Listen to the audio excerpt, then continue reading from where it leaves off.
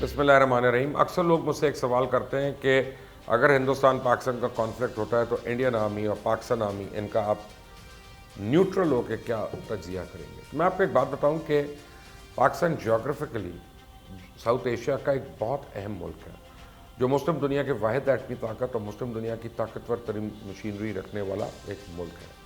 اور میں آپ کو بتاؤں کہ پاکستانی چیف اور پاکستانی فورسز ہمیشہ بڑے بڑے دعوے کرنے سے گریز کرتے ہیں۔ وہ بڑی بڑی باتیں کرنے کی بجائے مختصر اور جامع گفتگو کرنے کے عادی ہیں، اور یہی ان کا سٹائل ہے۔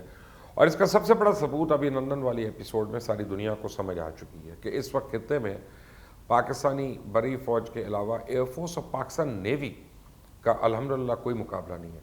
میزائل ٹیکنالوجی میں تو ہم کب سے بھارت کو مات دے چکے ہیں، اور دوسری جانب آپ دیکھیں گے کہ خطے میں پاکستان پہلا ملک بن چکا ہے جو آرٹیفیشل انٹیلیجنس میں مہارت حاصل کر چکا ہے۔ یہاں تک کہ ابھی بھی بھارتی اس چیز سے پریشان ہے کہ کیسے ابھی نندن والے واقعے میں پاکستان نے بھارتی جہازوں کا رابطہ کنٹرول ٹاور سے منقطع کر دیا تھا، اور اس وقت پاکستان کی تمام مسلح افواج نے بھارت کی کولڈ سٹار ڈاکٹرین سے لے کے ہر طرح کی جارحیت کا مؤثر توڑ نکالا ہوا ہے۔ اسے تو مودی پاگل ہوا ہوا ہے اور دھڑا دھڑ بھارت اسلحہ خرید رہا ہے، انبار لگا رہا ہے، کیونکہ اس کو پتہ چل گیا کہ اس وقت مہارت، قابلیت، اسٹریٹجی اور ٹیکنالوجی میں تو افواج پاکستان جو ہے بھارتی افواج سے بہت آگے جا چکی ہے۔ اس لیے مودی اب کبھی امریکہ کے ترلے منتیں کر رہا ہے، کبھی اسرائیل کو بہلا پسرا کر ڈرونز حاصل کر رہا ہے، کبھی اپنی اوقات سے بڑھ کر مہنگے داموں رافیلز کی ڈیل کر رہا ہے، تو کبھی رشیا کے پیر پڑ جاتا ہے کہ مائی باپ S-400 میزائل ہی دے دو ہمیں۔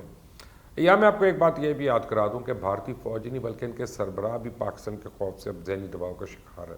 جنرل منوج مکھنڈ نے تو میڈیا کے سامنے اس بات کا اعتراف بھی کر لیا کہ جب بھارتی فوج کے سربراہ کا یہ حال ہے تو باقی فوج دماغی طور پہ کس طرح محفوظ ہو سکتی ہے، مضبوط ہو سکتی ہے۔ اس لیے بھارت کی تینوں افواج کے مشترکہ think tank United service institute of India کی حالیہ رپورٹ میں انکشاف کیا گیا کہ بھارت کے 13 لاکھ فوجیوں میں سے آدھے سے زیادہ تو سخت ترین ٹینشن کا یا ذہنی تناؤ کا شکار ہے۔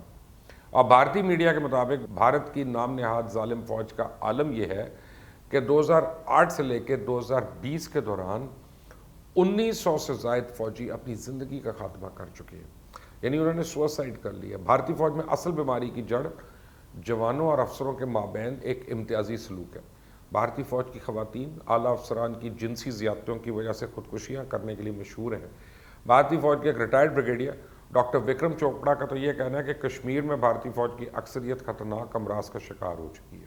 یعنی بھارتی فوج خود کو کشمیری قوم کا مجرم تصور کر رہے ہیں، اور مقبوضہ وادی میں تعینات 8 لاکھ فوجیوں کا نصف کسی بھی دوسرے علاقے میں پوسٹنگ کرانے کے لیے تگ و دو میں مصروف ہے۔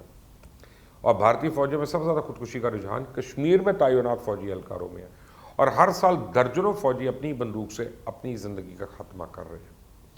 صرف پاکستان افواج ہی نہیں، اسی طرح ISI کا شمار بھی دنیا کی بہترین اور قابل حساس اداروں میں ہوتا ہے۔ اس وقت جو ملک میں امن و امان کا دور دورہ ہے، اس میں ISI کی کاوشوں کو آپ نظر انداز نہیں کر سکتے۔ کلبھوشن یادو ہو، اس کی اعلیٰ ترین کارکردگی کا منہ بولتا ثبوت ہے۔ ISI نے افغانستان سے لے کے پاکستان اور دنیا کی ہر جگہ ملک دشمنوں کا مقابلہ بھی کیا، صفایا بھی کیا، اور اسی مسلسل بہتر کارکردگی کے بعد ہی تو افواج پاکستان دنیا کی 10 بہترین آرمیز میں آ کے کھڑی ہو گئی ہیں۔ گلوبل فائر پاور کی جانب سے رواں سال 2021 کے لیے جاری کی گئی فہرست میں پاکستان کی 5 درجے بہتری ہوئی ہے، اور یہ 15ویں نمبر سے 10ویں نمبر پہ آ گیا۔ اب دنیا کی 10 بہترین افواج میں شامل ہونا ہر پاکستانی کے لیے باعث فخر ہے۔ افواج پاکستان میں یہ اعزاز مسلسل محنت، پیشہ ورانہ مہارت، خطرات کا مقابلہ کرنے، اہلیت، اہداف کو حاصل کرنے کی صلاحیت، بہترین کارکردگی اور میرٹ کی بنیاد پہ حاصل کیا۔ اب میرٹ کے حوالے سے تو پاک فوج کا کوئی مقابلہ ہی نہیں بنتا۔ پاکستانی افواج واحد ایسا ادارہ ہے جہاں کسی ذات، رنگ، نسل، مذہب، تعلق اور عہدے سے ہٹ کر صرف اور صرف قابلیت اور ملک کی خاطر کچھ کرنے کے جذبے کو اہمیت دی جاتی ہے۔ فوج کی پیشہ ورانہ مہارت کا اندازہ لگانے کے لیے یہ نئی درجہ بندی ہی کافی ہے، کیونکہ ہر طرف سے دشمنوں میں گھرے ہوئے، معاشی مسائل سے دوچار اور وسائل کی کمی کے شکار ملک کی فوج عالمی سطح پہ مسلسل ترقی کر رہی ہے۔ وسائل کے اعتبار سے دنیا کی بہترین افواج کے ساتھ موازنہ کیا جائے تو شاید یہ 2-3% سے زیادہ نہیں ہوگا، لیکن اس کے باوجود افواج پاکستان نے مسلسل محنت، پیشہ ورانہ مہارت، جوش و جذبے، لگن اور مادر وطن کے دفاع میں دن رات ایک کرتے ہوئے عالمی سطح پہ بھی اپنی صلاحیتوں کا لوہا منوایا۔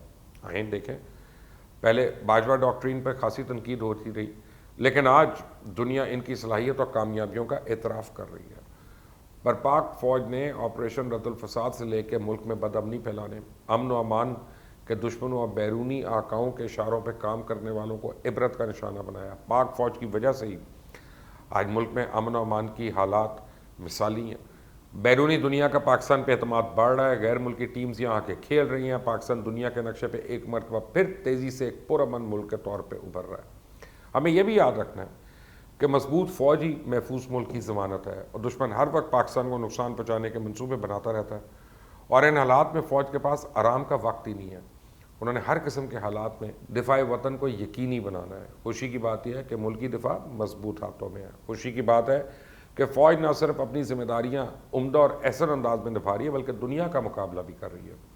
کاش ہمارے سیاستدان بھی فوج کی اس کارکردگی، پیشہ ورانہ مہارت، انتھک محنت، مقصد سے محبت اور دنیا پر اپنی دھاک بٹانے کے جذبے سے کچھ سیکھیں۔ وہ ہر وقت فوج کو سیاسی معاملات میں ملوث کرتے رہتے ہیں، اس کے باوجود کہ اندرونی سطح پہ فوج کو مختلف معاملات میں الجھانے کی کوشش کی جاتی ہے، فوج حد الامکان غیر جانبدار رہتے ہوئے اپنا کام کر رہی ہے۔ ان حالات میں جب ہر طرف سے مسائل نے گھیرا ہو، فوج نے ثابت کیا کہ اگر آپ کے اپنے مقصد کے ساتھ لگن ہو، کامیابی سے آپ کو کوئی نہیں روک سکتا، اور اگر ہماری فوج مشکلات کے باوجود کامیابی حاصل کر سکتی ہے تو دیگر اداروں کو بھی اس سے سبق حاصل کرنا ہوگا۔ مسائل اور وسائل کی کمی کا رونے کے بجائے وسائل پیدا کرنے اور مسائل کم کرنے کے لیے کام کیا جائے تو مشکلات میں بہت کمی ہو سکتی ہے۔ یہ سب کے لیے ایک سبق ہے کہ متحد ہو کے ملک کو معاشی طور پہ مضبوط بنانے کے لیے کام کرے۔ پاکستان صرف دفاع ہی نہیں، ہر شعبے میں پھر ترقی کر سکتا ہے۔ اللہ پاک اس ملک کو تا قیامت قائم و دائم رکھے، اور اس ملک کو اسلام کا قلعہ بنائے، اور اس ملک کو عالم اسلام کی خدمت کرنے کی توفیق عطا فرمائے، اور اس ملک کو عالم اسلام کی رہنمائی توفیق عطا فرمائے، اور اس ملک کو دنیا میں اسلام کا جھنڈا لہرانے کی توفیق عطا فرمائے، آمین۔ اور اسی فوج کے ہاتھوں غزوہ ہند، اس کی بھی توفیق عطا فرمائے۔ آپ بھی یہ دعا میں شامل ہیں یا نہیں، مجھے کامنٹ سے بتائیے گا۔ اس چینل کو سبسکرائب کریں، بیل آئیکن پریس کریں۔ اللہ حافظ۔